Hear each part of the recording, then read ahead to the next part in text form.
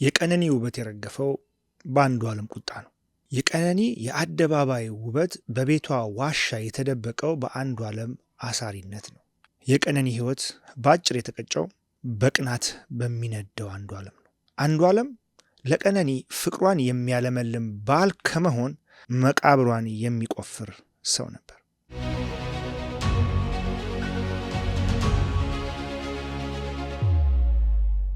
የዛሬው ታሪካችን ከቀነኒ አዱኛ ሞት ጀርባ ያለውን ታሪክ ይነግረናል። በዚህ ቪዲዮ ምንም አይነት የብሔር ወይም የወገንተኝነትን ምልክት ለማሳየት አልፈልግም። ይህ ቪዲዮ ስለ ፍትህ ነው። ይህ ቪዲዮ ስለ ብዙ ኢትዮጵያውያን ሴቶች በቤታቸው ውስጥ ስለታፈነ እውነት በቀነኒ ህልፈት ለመዳሰስ ሞክራለሁ።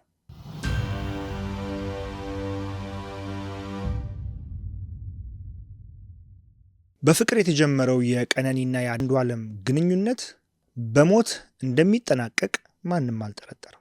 የቀነኒን እያደር መክሰም ማንም አላስተዋለም። በተለይ ጥንዶቹ አብረው መኖር ከጀመሩ በኋላ ኑሮ ለቀነኒ እጅግ ከባድ ነበር። አካሏ በድብደባ ብዛት ከመሰበሩ፣ ቆዳዋ ከመበለዙ በፊት የተፈጠሩ ክስተቶች ስለ አንዱዓለም ማንነት ብዙ ይናገራሉ። እርሷ ግን ፍቅር ውስጥ ነበረችና በትንሹ ያየችውን መጥፎ ባህሪ ቀለል አድርጋ ስላለፈችው በጥልቀት ብዙ ነገር ለማየት እድል አልነበራትም። ይህ ነው ብሶ ተባብሶ ቀነኒን ዋጋ ያስከፈላት። እስኪ አብረው በሚኖሩበት ጊዜ የተፈጠሩትን ነገሮች አንድ ባይንድ ለማየት እንሞክር።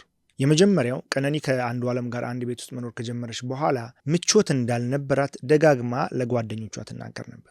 አንዱዓለም ሲበዛ ተቆጪና ተናዳጅ ባህሪ ያለው ሰው በመሆኑ በትንሽ በትልቁ ያሳቀቃት እና ያሸማቀቃት ነበር።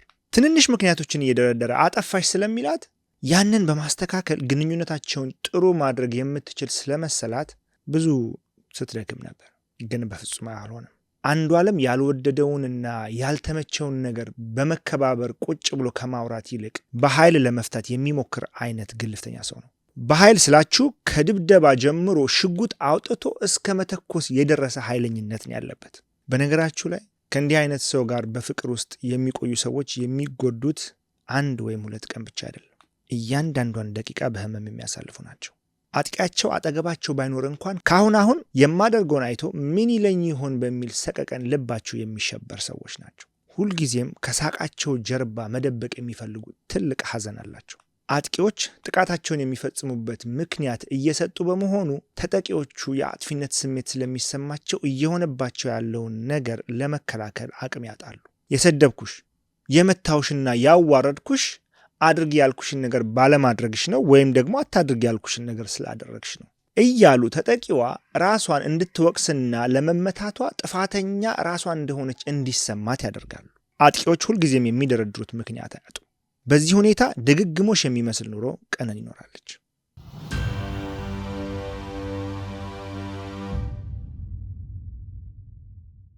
ምክንያቱ ይለያይ እንጂ ሁሌም ማጥፊ፣ ሁሌም ተቀጪ እሷ ብቻ ነበረች። የነገሮች መደጋገም ተስፋ እንዳስቆረጣት ከልብ ጓደኛዋ ጋር የተጻጻፈችው ረጅሙ የቴሌግራም ምልልስ ያሳያል። ሕይወት እንደከበዳትና እንዴት አድርጋ ከገባችበት አዙሪት ውስጥ መላቀቅ እንደምትችል ግራ መጋባቷን ለጓደኛዋ አስረድታታለች። እንዲህ ካለው የፍቅር ግንኙነት ዘው ተብሎ እንደሚገባው ቶሎ መውጣት አይቻልም። ምክንያቱም አጥቂው መጀመሪያ በንግግርና በጩኸት ሴቷ ያላትን በራስ የመተማመን ድፍረት ስለሚሰብረው ተጠቂዋ ራሷን ለመከላከል የሚሆን በራስ መተማመንን ታጣለች። ግንኙነቱንም ጥሎ ለመሄድ የሚሆን አቅም ነው የሚያሳጣህ። በተለይ እንደ አንዱዓለም ያለ በገንዘብና ዝና ልቡ ያበጠ ሰው ሁሉንም ነገር የመቆጣጠርና የመወሰን መብት እንዳለው ቢያስብ ብዙም አይገርመኝም። ቀነኒን ያኖራት የነበረው በዚህ ከልክ ያለፈ ትዕቢት ተወጥሮ በመሆኑ እሷ ከሱ ውጭ ኑሮ እንዳላት እንዳታስብ አድርጓታል። በተደጋጋሚ ብትበደልም ከግንኙነቷ ችላ መላቀቅ አልቻለችም። ጥረቷ ሰላም መፍጠርን ነበር። ያ ያሰበችው ሰላም ግን ሊመጣ አልቻለም። ምክንያቱም አብሯት ያለው ሰው በቀላሉ የሚያመሰግን አልነበረም። በምትኩ ምክንያት እየፈለገ መጮህ የዕለት ስራው ነበር። ይህ ቀነኒ ላይ ሊያደርሰው የሚችለውን የስነ ልቦና ጫና ማሰብ ቀላል። ሙሉ መብቷን ተነጥቃ ጥቃቅን የሚባሉ ነገሮች እንኳን ከሱ ፍቃድ ውጪ እንዳታደርግ ስትከለከል ምን ያህል እንደሚያሳቅቃት አስቡት። በተለይ ደግሞ የሞዴልነት ስራዋ ብዙ አድናቂዎችንና ወዳጆችን ስላፈራላት ባለብዙ ጓደኛ እንድትሆን አድርጓታል። ይህ ለአንዷለም የሚያስደስት አልነበረም። ምክንያቱም ቀነኒ ለብሳና ዘንጣ ስትወጣ ወንዶች አይናቸውን ይጥሉባታል የሚል ስጋትን አድሮበታል። በዚህ ስጋቱ ምክንያት ቀነኒ በስራም ይሁን በጓደኝነት ከወንዶች ጋር በተገናኘች ቁጥር ማግጠሽብኛል በሚል ቅስሟን በሚሰብር ቃል ይሰድባትና ይጮህባት ነበር። ምስኪኗ ወጣት ላይ ይደርስ የነበረውን ጥቃት ታናሽ ወንድሟ ሊበን አዱኛ በአይኑ ተመልክቷል። ለእረፍት ከእናቱ ቤት ወደ እህቱ ጋር በሄደባቸው ቀናቶች ሁሉ አንዷለም ሌሊቱ አልቆ ሊነጋ ሲል ወደ ቤቱ የሚመጣ ሰው እንደሆነ አይቷል። ታዲያ ቤት በገባበት ሰዓት ሁሉ ሰው ሳይረብሽ ከመተኛት ይልቅ ከቀነኒ ጋር ጭቅጭቅ ውስጥ ይገባ እንደነበር መስክሯል።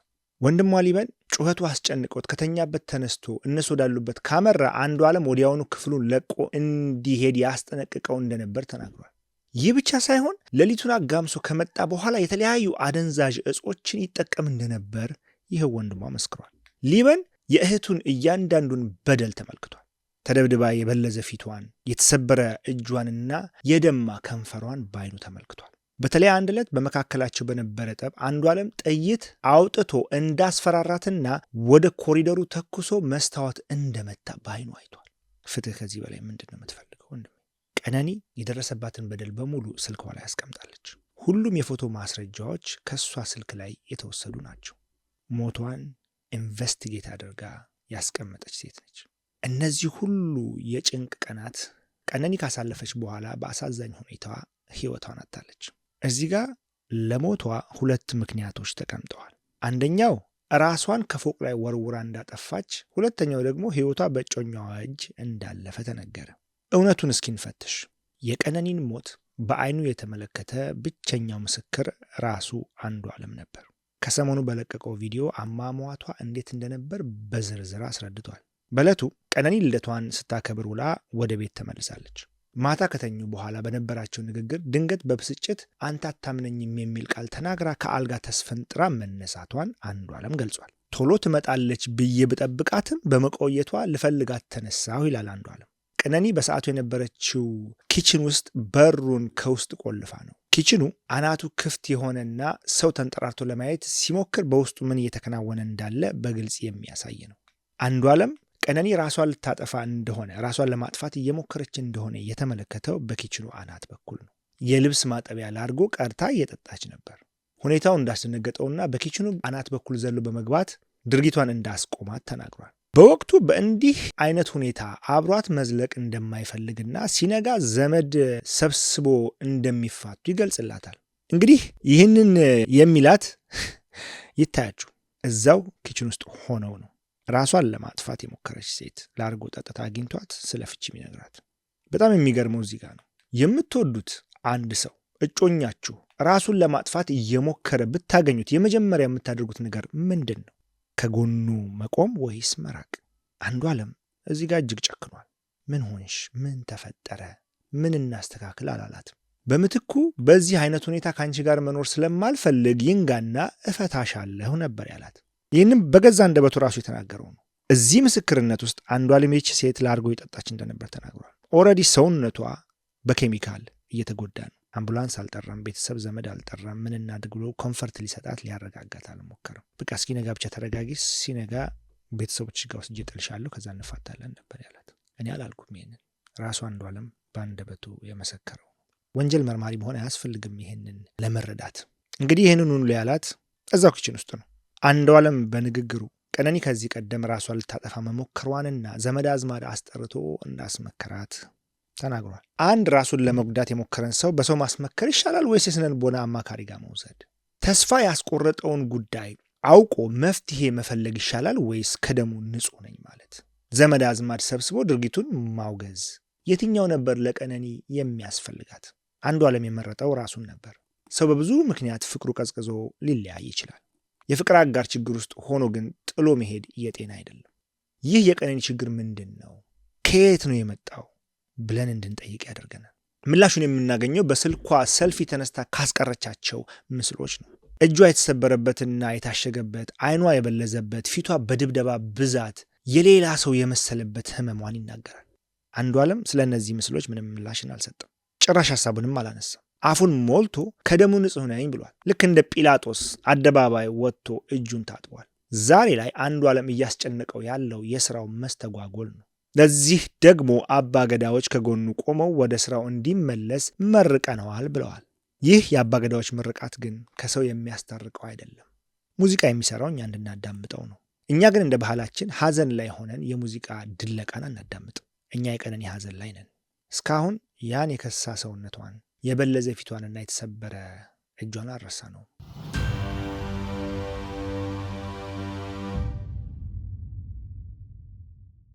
አንዱዓለም ሌላው የተናገረው ነገር በኦሮሞ ባህል መሰረት ጉማ ለመክፈል መስማማቱን ነው።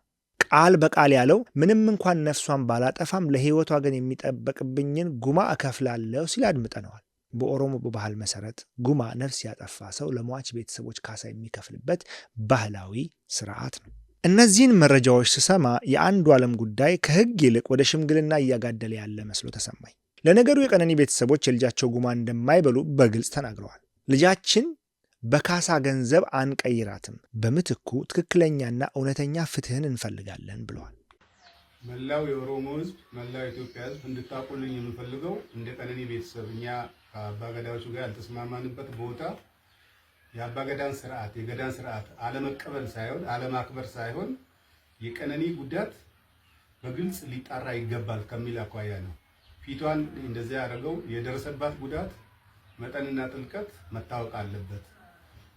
በጎጂው በኩል እየተባለ ያለው አልገደልኩም ግን ጉማ ከፍላለሁ የሚል ስለሆነ እሱን ጉማ አንቀበልም፣ ልጃችንን ጉማ አንበላም ነው ያልነው። ይህ የሁሉም ኢትዮጵያውያን ጥያቄ ነው። እኔም እላለሁ ቀነኒ የሞተችው ከፎቅ የተወረወረች ዕለት አልነበረም። የምስኪኗ ነፍስ ወጣትነትና ነፃነት ቀርጥፎ የበላው አንዱዓለም ነው። ለዚህ ደግሞ ተገቢውን ቅጣት ሊያገኝ ይገባል ብዬ አምናለሁ። ሙዚቃ የሰው ጆሮ የሰው ቀልብንና መውደድን የሚጠይቅ ነገር ነው። እኛ ቀነኒን ባትገድላት እንኳን በህይወት ሳለች በፈጸምክባት በደል አዝነንብሃል። በነገራችሁ ላይ አንዱዓለም ቀለሊ ላይ ያደረገው ነገር በአሜሪካ ህግ ቢዳኝ ኖሮ ምን ሊፈጠር እንደሚችል ልንገራችሁ።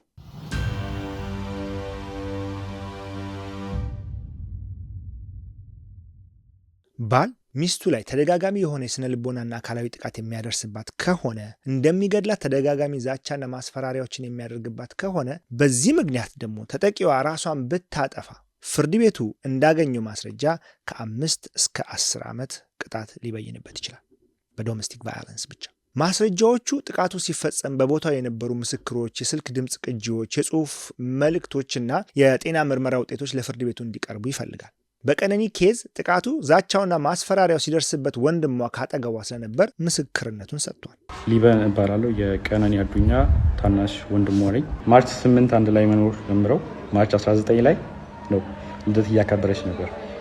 የልደቷ ቀን ነው የመጀመሪያው የደበደባት ማለት ድብደባ አንዱዓለም ጎሳ ያደረገባት ቀን ላይ ማለት ነው።